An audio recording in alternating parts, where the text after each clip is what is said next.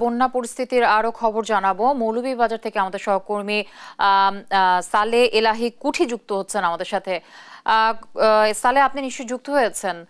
সালে, আপনার কাছ থেকে জানতে চাইবো যে আসলে বানভাসী মানুষের জন্য সরকার থেকে সাহায্য দেওয়া হচ্ছে কিনা এবং আশ্রয় কেন্দ্রে মানুষের ভোগান্তি আপনার চোখে পড়ছে কিনা বা তাদের কি অবস্থা, সব মিলিয়ে যদি আমাদের দর্শককে জানাতেন।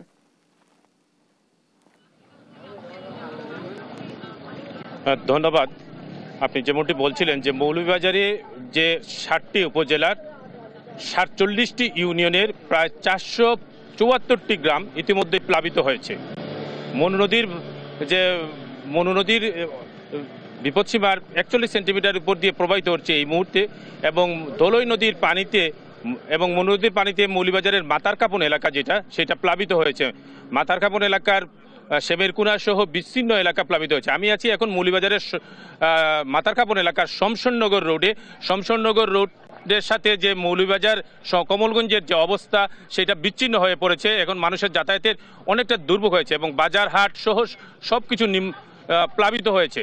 আমি কথা বলেছিলাম পানি উন্নয়ন বোর্ডের নির্বাহী প্রকৌশলীর সাথে। তিনি বলেছেন যে বন্যার যে দুর্ভোগ সেটা অনেকটাই লাঘব হওয়ার আশানুরূপ আশঙ্কা করা যাচ্ছে, যে বন্যার উজানে বৃষ্টিপাত কম হচ্ছে, যার কারণে এখন পানি আস্তে আস্তে ধীরে ধীরে কমে যাবে।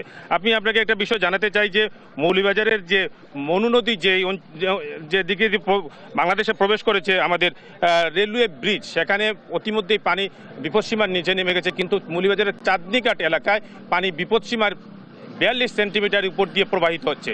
আপনি যে কোনো দিন বলছিলেন যে মৌলভীবাজারের আশ্রয় কেন্দ্রগুলো খোলা হয়েছে, প্রায় 2 শতাধিক আশ্রয় কেন্দ্র খোলা হয়েছে। আশ্রয় কেন্দ্রে এখন পর্যন্ত সরকারি কোনো তৎপরতা এখন পর্যন্ত দেখা যায় না। শুকনা খাবারের হাহাকার শুরু হয়েছে। মানুষজন বাড়িঘর ছেড়ে গরু ছাগল নিয়ে আশ্রয় কেন্দ্রে এসেছে, কিন্তু আশ্রয় কেন্দ্রে এসে গাদাগাদি করে থাকার পরিপ্রেক্ষিতে মানুষের দুর্ভোগ চরম আকার ধারণ করেছে। আমি কথা বলেছিলাম মৌলভীবাজার জেলা প্রশাসনের সাথে। জেলা প্রশাসক আমাকে জানিয়েছেন যে মৌলভীবাজারের যে 60টি উপজেলা যেগুলো প্লাবিত হয়েছে, সেই সব উপজেলার নির্বাহী কর্মকর্তাকে নির্দেশ দেওয়া হয়েছে মানুষের দুর্ভোগ লাঘবের পাশে থাকার জন্য। আমি জনপ্রতিনিধির সাথে কথা বলেছিলাম, তারা বলছেন তাদের যে সাধ্যমতো তারা কাজ চালিয়ে যাচ্ছেন, কিন্তু বাস্তবিক করতে মানুষের দুর্ভোগ চরম আকারে পৌঁছেছে। মানুষের রান্নাবান্না নেই, এবং সবচেয়ে বেশি সমস্যায় মানুষ যেটা পড়ছে সেটা হচ্ছে আপনার পানীয় জলের সংকট। এই অবস্থায় মানুষের নাভিশ্বাস হয়ে গেছে। আমি একটি বিষয় জানাতে চাই যে মৌলভীবাজার শমশননগর যে রোড সেটি ইতিমধ্যেই প্লাবিত হয়ে গেছে, অর্থাৎ মৌলভীবাজার শমশননগরের সাথে যোগাযোগ অনেকটা বিচ্ছিন্ন হয়ে পড়েছে। মানুষ খুব দুর্ভোগের সাথে এই জায়গাটা পাড়ি দিচ্ছে। সেই সাথে আরেকটি জিনিস হচ্ছে মৌলভীবাজার বড়লেখা যে জিনিসটি, সেই রাস্তাটাও অনেকটা প্লাবিত হয়ে যাওয়ায় যোগাযোগ অনেকটা বিচ্ছিন্ন হয়ে পড়েছে, এবং হাওর অঞ্চলে পানি বৃদ্ধি পাচ্ছে। বৃদ্ধি পাওয়ার পরিপ্রেক্ষিতে মৌলভীবাজারে মানুষের দুর্ভোগ চরম আকার ধারণ করছে। এই ছিল আমার কাছে মৌলভীবাজারের সর্বশেষ তথ্য।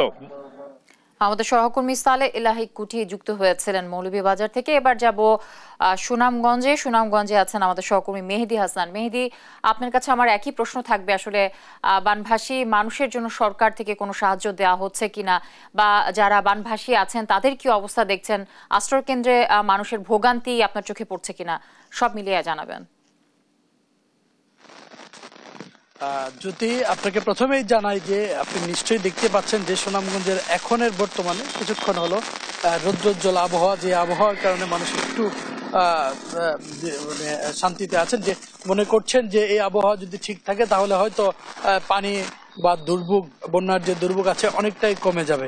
তবে আমরা বিভিন্ন আশ্রয় কেন্দ্রে ঘুরে দেখেছি মানুষের আসলে অনেক দুর্ভোগ পোহাতে হচ্ছে, কারণ প্রশাসনের পক্ষ থেকে কোনো ধরনের ত্রাণ সহায়তা তারা এখনো পাননি বলে আমাদেরকে জানিয়েছেন। এবং সবচেয়ে বড় যে সমস্যাটি হচ্ছে এখন সুপেয় পানির সংকট আশ্রয় কেন্দ্রগুলোতে হচ্ছে।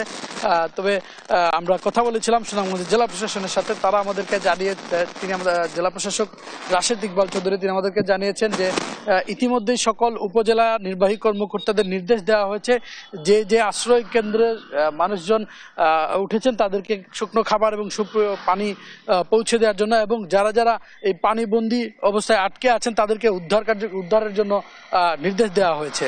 এবং আপনাকে আরেকটি বিষয় জানিয়ে রাখি যে সুনামগঞ্জে কিন্তু এখন পর্যন্ত প্রায় 6.5 লাখ মানুষ পানিবন্দী আছেন 7টি উপজেলায়, সুনামগঞ্জে প্রায় 12টি উপজেলা, এর মধ্যে আসলে 6.5 লাখ মানুষ পানিবন্দী আছেন। এবং সুনামগঞ্জের 516টি আশ্রয় কেন্দ্র খোলা হয়েছে, সেই 516টি আশ্রয় কেন্দ্রে প্রায় 20,000 মানুষ আশ্রয় নিয়েছেন।